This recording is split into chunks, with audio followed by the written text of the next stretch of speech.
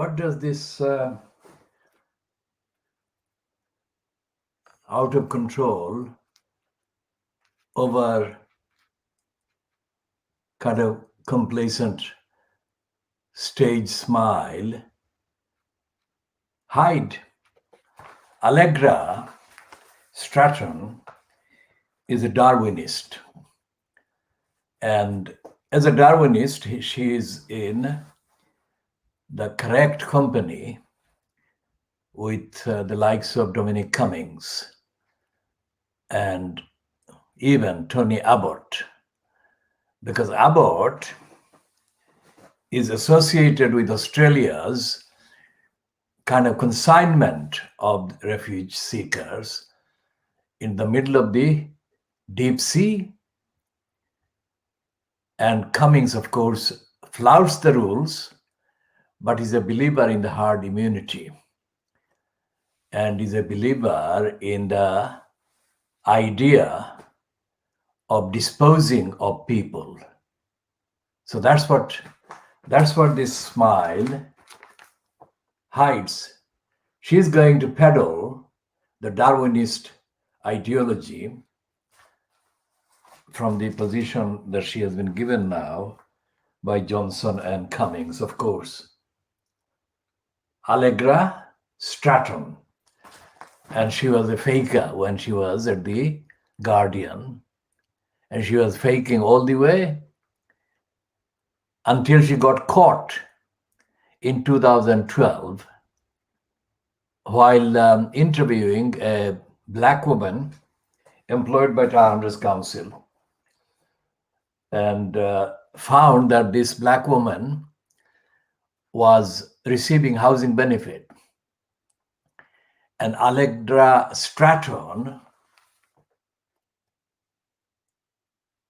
strongly opined that that black woman should not have produced children, or people in her financial position should not have children.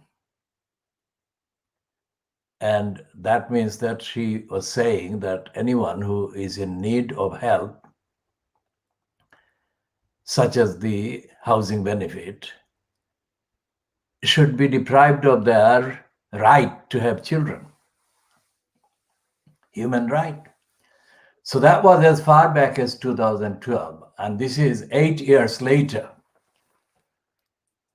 What Allegra Stratton has not been referred to in connection with yet today are the collection of her other decisions and opinions that are in contravention of the UK's international legal obligations and duties. So if she thinks that, or if she thought in 2012, that was a good 4 years before Cameron gave Brexit, and 4 years before the idea of Little Englanders kind of denying any obligations under the international treaties, charters, declarations, conventions, agreements, then it is only a matter of time before her other Darwinian and Darwinist and racist views will become part of the public kind of references to her. And she will be unable to deny those because she cannot deny what she has done herself. And that would be undermining the plot that Johnson or Cummings or both of them must have kind of worked on before they announced her as their spokesperson, television news conferences. But the fact that somebody like that has been even considered a face for the quote democratically in place regime of the UK shows that the UK government or UK society, what remains of it, is being held at ransom by a gang of Darwinists, which should be related to everything that is going, quote, wrong in handling the crisis of the pandemic and the COVID-19 disaster that the government has been exposed as. Now, all these warrants daily 247 denunciation, exposure, commentary, rejection by the, quote, democratically in place opposition in the UK Parliament. But is there any opposition? As we said in the last edition, not long ago, in the last kind of 10 hours or so, Keir Starmer is a Tory in belief and on his records. So he's not going to find any fault with the Darwinist kind of expansionism of the program to let people have no security, no safety, no care.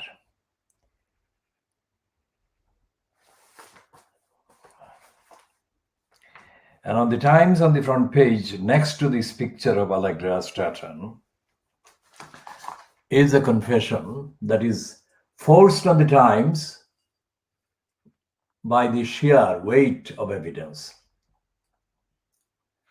So the vulnerable are going to face months of having to stay indoors. And it says new virus shielding planned in infection hotspots, and hundreds of thousands of vulnerable people face being told to stay at home this winter as ministers plan to resume shielding in infection hotspots. Advice for clinically vulnerable people to avoid others could be included in the top tier of a simplified local lockdown system to be announced next week, as concern mounts about rising infection rates in the north of England. But it's not going to be confined to the north of England, because they still don't know, or they're not telling what are the factors from A to Z that are centrally involved in the contacts and the spread and the kind of impact up to the very end of the virus, the exposure and its kind of impact.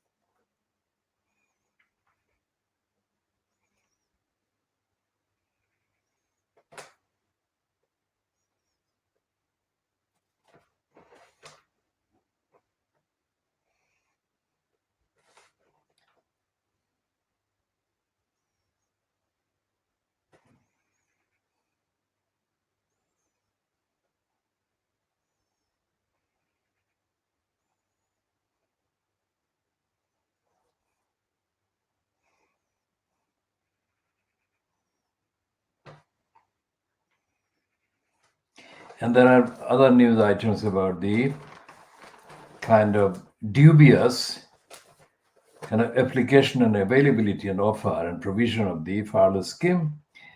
The headline in the Times says that it reads, furloughs pays 2/3, local furloughs pays 2/3 of wages in farms forced to shut. The word farms is the giveaway clue. They won't use the word farm to refer to really small businesses. So farms is of at least a significant amount of capital already in its possession. So the finance minister will announce a local furlough scheme today in which the government will subsidize 2/3 of the wages of workers in pubs, restaurants, and other businesses that are forced to close to stop the spread of the coronavirus. So they're not giving the actual word small businesses. And the two-page spread on pages 6 and 7 is another admission that the NHS will implode if strict measures are not implemented now. It will implode later, and it will be beyond saving the NHS. That is what they are saying. That is the evidence. That is not the Times kind of telling the truth, because that is the evidence that cannot be denied. And then on the next pages 8 and 9, there is a big one, a picture that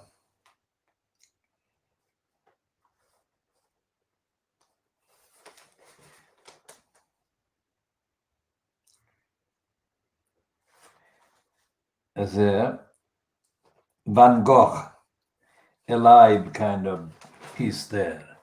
But the main one on that page 8 is curbs likely until April 2021, that is next April coming, as intensive care cases increase. And then the next big item, the headline is 1 in 20 tested positive for virus in student hotspots. Student hotspot. Now, all these increases and all these spread increase the demand, the need to ask the question, what have they found in all these places? What are the common kind of stages that this virus kind of operates in, from A to Z, to contact to the end? I have been saying this every time, and they're not publishing it. Now, the fact that they're doing these numbers, these statistics, the collective numbers, is not helping the understanding, the literal understanding by the public of what are the factors that actually cause the spread, and what should be the elementary information that people should be given, so that people themselves can take the necessary action instead of being told to do something, and what they are being told to do is only general. It's not specific, and it doesn't actually relate to the virus and its contact. And it's, let's put it in a literal way, its nature.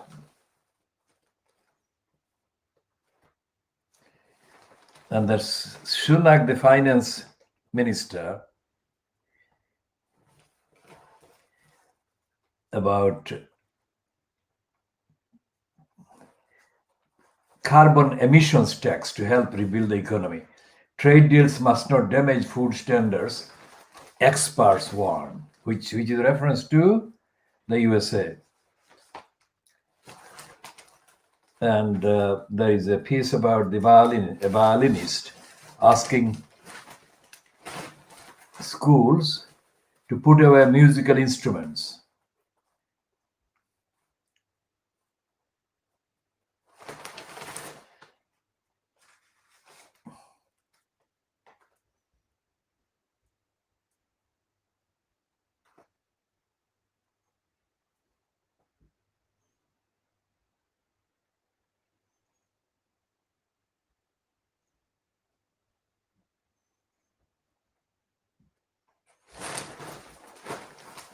So there is a double whammy exposing the dysfunction of this state in saving, kind of, doing justice after the tragedy to the victims of murder or killing by dangerous driving.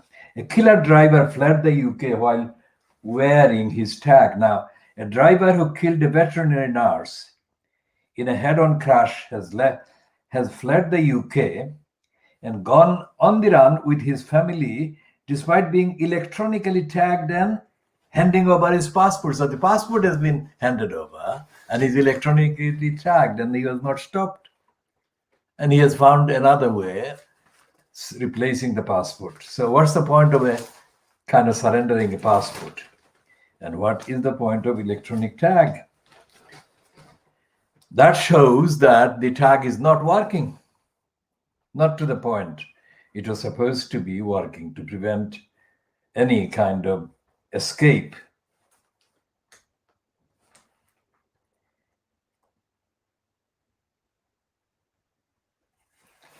And there is an interesting kind of follow-up piece on the kind of litigation between a Crown Prosecution Service lawyer and his ex-wife, a deputy district judge.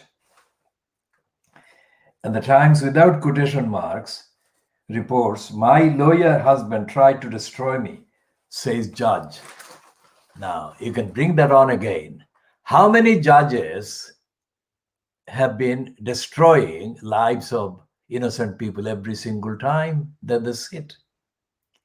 There is no accountability, and there is no audit, and there is no procedure whereby the damage, the destruction caused by judges, corrupt judges, dishonest judges, prejudiced judges, lazy judges, negligent judges, they're allowed to take place because the judges are on a license of impunity. So the judiciary is not functioning, the electronic tagging is not functioning, and the various daily contradictory measures being announced by the various parts and tentacles of the Johnson-fronted cabal are not working to safeguard the people, and most certainly not the vulnerable who are condemned to stay indoors for months. And that is only a tip of the iceberg. And there is no sign in any of the coverage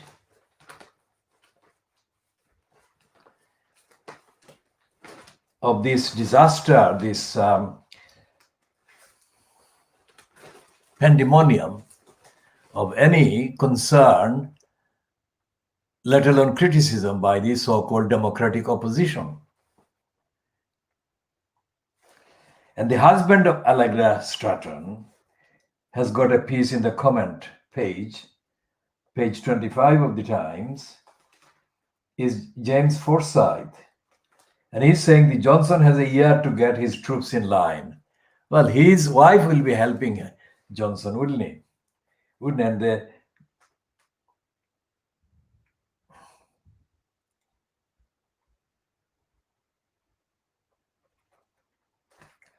And he's saying that Johnson has a year to get his troops in line, and the subheading is "Facing a credible future Prime Minister in Starmer, the Tory leader, that is Johnson, must make good on his promises to his party." Now, Forsyth is an insider on the Conservative right. So what he's saying is obviously reflecting the right, and it is an accurate piece.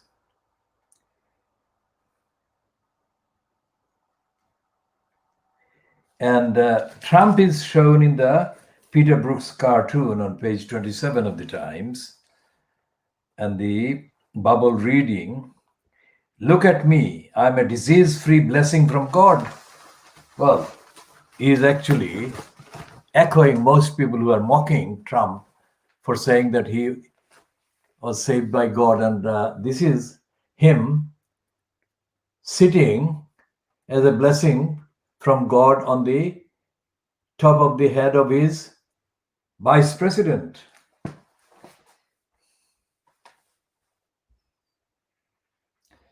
And Gerard Baker, a columnist, continues to elaborate on that theme.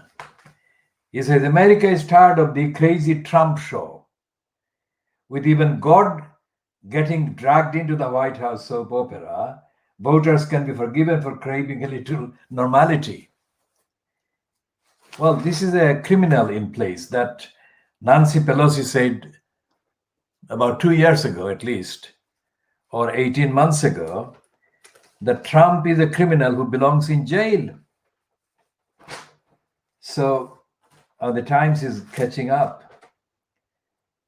And on the evidence of his launching of his 2016 so-called presidential kind of bid, Trump started by committing serial crimes against humanity as he announced the plan of hatred spreading against the Muslims.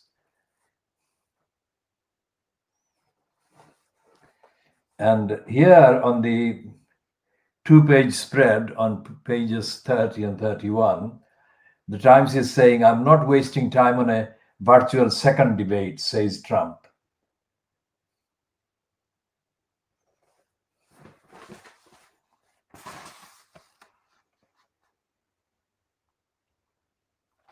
So he's not even bothering. And Trump has got other crazy things on his Twitter kind of account. They're not even worth mentioning and repeating, reporting.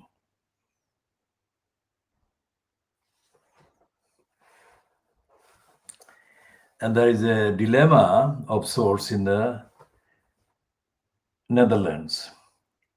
Rising populism forces Dutch to rethink royal family fortunes. And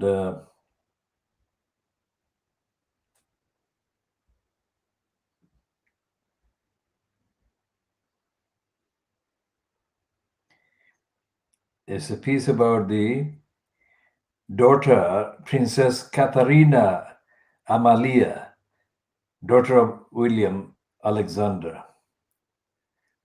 She will get euro 1.6 million with 300,000 euro salary when she turns 18. So that's not really rethinking the economy or the budget, is it?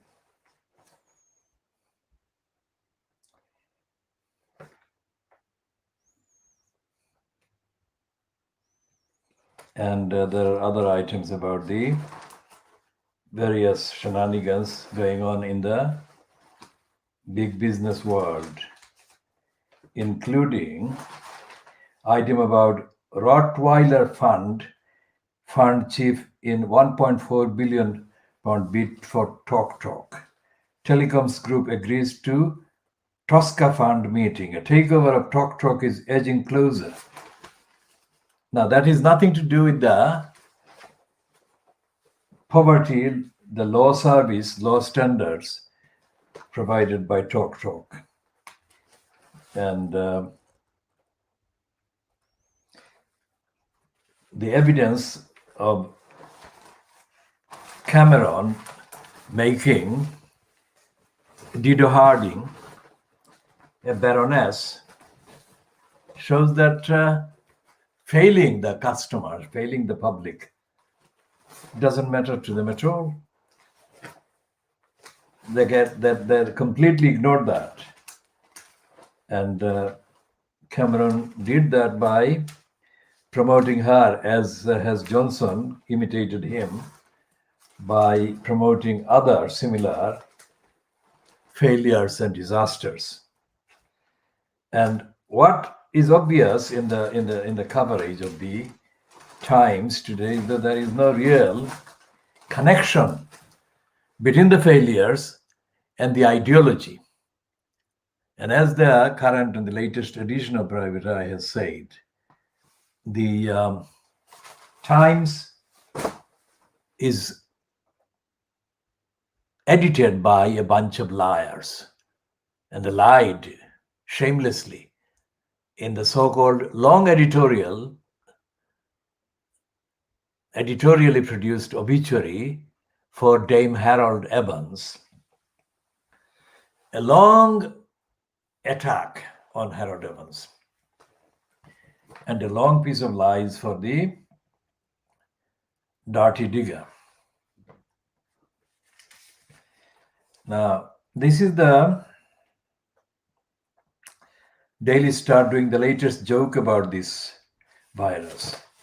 It is saying that exclusive, how Star will save the world. This is the Star. This is a irresponsible Fleet Street paper, because it should be talking about grassroots and on the ground evidence. It's not.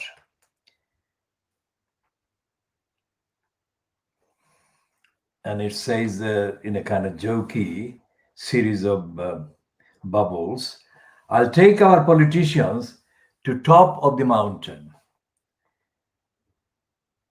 or top of a mountain and leave them all there. And the next one says, Trump should be, well, that is an unpronounceable word. It's an obscene word anyway. Or two words, let's say the phrase, the obscene phrase about Trump. And well, the whole second one in the middle is obscene, about an attack on Trump, but it's done in an obscene language. And the third one is a promise that he will fight Russia's President Putin. And he says that he is very good, but I would take him apart. And the big headline underneath all of it is the strife of Brian. And apparently this is based on a video they have done featuring this kind of actor.